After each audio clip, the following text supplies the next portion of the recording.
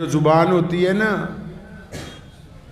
بہنوں کو بھی کہتا ہوں اس میں ہڈی نہیں ہوتی، ہڈیاں توڑوا دیتی ہے۔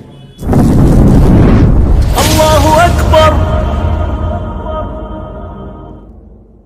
میں طلاق کے مسئلے کے اوپر آپ سے گفتگو نہیں کر رہا ہوں کہ کتنی بار کہنے پہ ہوگی کتنی بار نہیں ہوگی، میں یہ گفتگو آپ سے کر رہا ہوں کہ یہ عمل اللہ کو ناپسند ہے، اور وہ لوگ باز آ جاؤ خاندانوں میں جو دوسروں کی بیٹیوں کا گھر اجاڑنے کے لیے چگلیاں کرتے، جو دوسروں کے بیٹوں کا گھر اجاڑنے کے لیے چگلیاں کرتے، جو اس کام میں گھی ڈالتے ہیں بار بار جلتی ہوئی آگ میں کہ نہیں طلاق ہونی چاہیے، رشتہ دار آگے بڑھ کر لڑتے ہیں، دلہا دلہن خاموش تماشائی بیٹھتے ہیں، یہ پنچایتیں فیصلہ کرتی ہیں دو لوگوں کی قسمت کا۔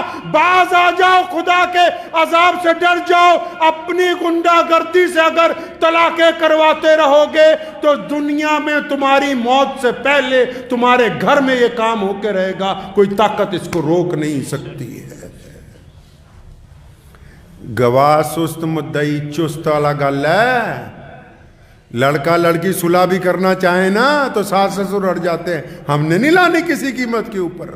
تمہارے گھر میں بیٹی نہیں ہے، تمہیں اللہ نے اولاد نہیں دی، اور ایسے لوگوں کا رشتہ توڑوا دینا، طلاق کروا دینی جن کے چھوٹے چھوٹے بچے ہوں۔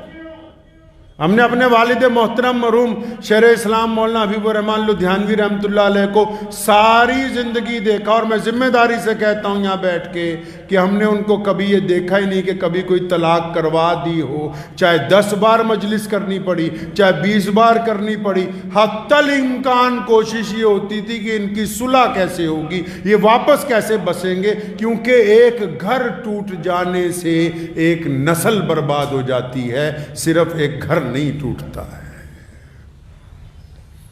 بچے اپنے ماں باپ کو ایک جگہ دیکھنا چاہتے ہیں، وہ ماں کو علیحدہ باپ کو علیحدہ نہیں دیکھنا چاہتے۔ رشتہ داروں میں گھروں میں ایسے لوگوں کے عنصر موجود ہیں، تمام لوگوں میں، چاہے وہ کسی بھی مذہب سے تعلق رکھتے ہوں، ایسے شرارتی عنصر موجود ہیں جو میاں بیوی کی باتوں کو مرچ مسالہ لگا کے، چاہے روٹی کھانے کے پیسے ہو نہ ہو، فون کو ریچارج کرا کے پورے رشتہ داروں کو بتائیں گے کہ فلاں کے گھر میں فساد ہے، یہ تو طلاق ہو جانی چاہیے، لڑکی رکھنے کے قابل نہیں ہے۔ جب یہ بات کہتے ہو تو اس لڑکی کو اپنی لڑکی کی جگہ رکھ کے سوچو، اپنی جگہ رکھ کے سوچو کہ یہ معاملہ ہمارے ساتھ ہو تو کیسا ہو۔ تو جو لوگ طلاق کرانے میں اپنے آپ کو ماہر سمجھتے ہیں، بہت بڑا کمال کرتے ہیں، وہ اللہ کے ناپسندیدہ عمل کو کام کر رہے ہیں۔ اللہ کو یہ بات پسند نہیں ہے، نبی علیہ السلام کو یہ عمل پسند نہیں ہے۔ بہادر تو اس کو کہا گیا جو حالات کا مقابلہ کرے، جو اپنی اہلیہ کے ساتھ، ماں باپ کے ساتھ ایسے گھر میں گزارا کر لے جہاں حالات بدترین ہوں۔ وہ بندہ کیسے بہادر ہو سکتا ہے جو ذرا سی بات پر لڑنے کے لیے تیار ہو جائے؟ جو بیوی کے منہ پہ تھپڑ مار دے وہ بہادر نہیں ہوتا، جو گفتگو کے اندر غصے کو محبت کی طرف ٹال دے وہ بہادر ہوتا ہے۔ نبی علیہ السلام سے پوچھا گیا نا یا رسول اللہ بہادر کون ہے؟ فرمایا بہادر وہ نہیں جو پہلوانوں کو پچھاڑ دے، بہادر وہ ہے جو وقت پر غصے کو پی جائے۔ کئی لوگ بدتمیزی اس کے ساتھ طلاق دینے کے بعد آ کے کہتے ہیں مولانا صاحب طلاق غصے میں دے دی۔ ارے بیوقوف آدمی، غصے میں ہی تو دی جاتی ہے، اور یہ محبت میں دی جاتی ہے، یہ غصے کا ہی تو عمل ہے، اسی سے تو نبی علیہ السلام نے منع کیا۔ بات کو، گفتگو کو جو مزے لیتے ہیں لوگ، میں ان کو کہتا ہوں جو لوگ مزے لیتے ہیں، قرآن پاک پڑھو۔ کبھی قرآن پڑھا ہوتا تو قرآن میں اللہ نے فرمایا میاں بیوی ایک دوسرے کے کپڑوں کی طرح ہیں، لباس ہیں، میاں بیوی ایک دوسرے کا لباس ہیں۔ میاں بیوی جب اکیلے ہوتے ہیں بس وہی اصل ان کا رشتہ ہے، وہ تمام باتیں آپس میں کر سکتے، تمام راز و نیاز کر سکتے۔ جب میاں بیوی کا رشتہ پنچایت کے اندر آ گیا تو پھر لباس اتر گیا۔ غیرت مند کون ہوتا ہے جی؟ غیرت مند مرد کون ہوتا ہے جو کہتا ہے میری بیوی کی طرف کوئی آنکھ اٹھا کے نہ دیکھے؟ وہی غیرت مند ہوتا ہے نا. تو پھر یہ کیسا غیرت مند ہے جو اپنی بیوی کا مسئلہ پنچایت کے اندر لے آیا؟ مرد بنیے، مرد بنیے. مرد اس کو کہتے ہیں جو غیرت مند ہوتا ہے، جو اپنا مسئلہ اللہ کے فضل سے رسول اللہ کے صدقے خود حل کرتا ہے، جو لوگوں کے اوپر پھرتا رہے، جو پنچایتوں کو تلاش کرتا رہے. اس کی مردانگی بہت پیچھے رہ جاتی ہے. پھر اس کی جو ہاتھ کی رسی ہے نا، وہ مفاد پرست لوگوں کے ہاتھ میں آ جاتی ہے. کسی کو اپنی اس بیٹی کے باپ سے دشمنی نکالنی ہوتی ہے، کسی کو بیٹے کی ماں سے دشمنی نکالنی ہوتی ہے، کسی کو اس گھر کو اجاڑنا مقصد ہوتا ہے، کسی کو ان کے گھر کے اندر ویرانگی لانی مقصد ہوتی ہے. جو پنچایت میں ہوتے، سارے پنچایت والے دیانتدار نہیں ہوتے، ایک آدھا ہوتا ہوگا، باقی تو مزہ لینے کے لیے آتے. اور آپ تماشبین بن کے اپنے آپ کو ان کے سامنے پیش نہ کریں، بلکہ اس بات کو طے کر لیں کہ اگر ہماری بیٹی ہوتی تو ہم کیا کرتے. تو اس رواج کو ختم کریے. اللہ کو یہ رواج پسند نہیں ہے. اور عورتوں کو بھی کہتا ہوں، نبی علیہ السلام کا بھی حکم ہے. اور ویسے بھی آپ کو ایک راز کی بات بتا دوں، یہ جو زبان ہوتی ہے نا، بہنوں کو بھی کہتا ہوں، اس میں ہڈی نہیں ہوتی ہے، ہڈیاں توڑوا دیتی ہے. اس میں مرچ نہیں لگی ہوتی، لیکن یہ مرچیں لگا دیتی ہے لوگوں کو. یہی رشتے خراب کرتی ہے. بڑی دھٹائی کے ساتھ کئی بار بار کہتی کہ نہیں طلاق دے تو اپنے باپ کا ہے تو دے. اپنے لفظوں پر غور کرو. دنیا میں سارا کھیل دل، نیت اور زبان کا ہے.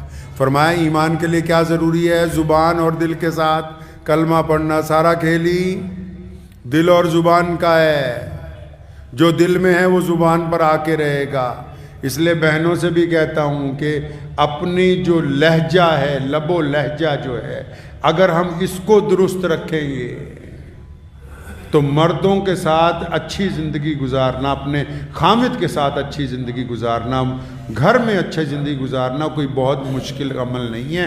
جب بھی اچھی زندگی گزارنے کا فن دیکھنا ہو تو میرے پیارے نبی صلی اللہ علیہ وسلم کو پڑھیے. اور نبی علیہ السلام نے کیا فرمایا؟ فرمایا اے دنیا کے لوگوں، اے ایمان والو، نیچے کو دیکھو ذرا. کہاں دیکھو جی؟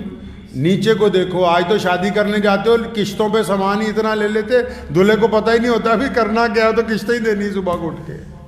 فریج کی قسط، موٹر سائیکل کی قسط، اے سی کی قسط، فلاں کی قسط. ارے زندگی اجیرن بنا دی. نیچے دیکھو میرے بھائی، نیچے.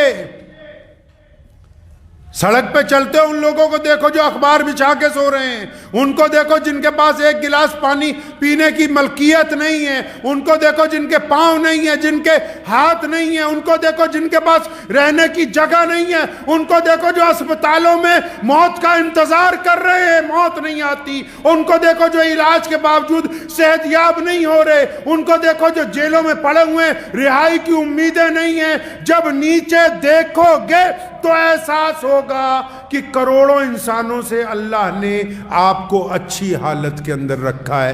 پھر زندگی سے شکوہ نہیں ہوگا. اوپر کو دیکھ رہے ہیں بار بار. اللہ کے بندے نیچے دیکھو. اللہ نے آپ کو بڑی بہتر حالت میں رکھا ہے. اللہ نے بڑی عزت عطا فرمائی ہے. اللہ نے گھر عطا فرمایا، ماں باپ عطا فرمائے، بھائی بہن عطا فرمائے. تو اس لیے رشتوں کو جوڑنے کی بات کریں، توڑنے کی بات نہیں کرنی. اور جو بندہ، لکھ لیجئے یہ آخری میری آج جمعے کی گفتگو میں، کہ جو بندہ دو ٹوٹے ہوئے دلوں کو جوڑ دے، جو بندہ میاں بیوی میں صلح کروا دے، جو بندہ دو خاندانوں کے آپس میں گلے ملوا دے، جو بندہ دو بھائیوں کی رنجش کو ختم کر دے.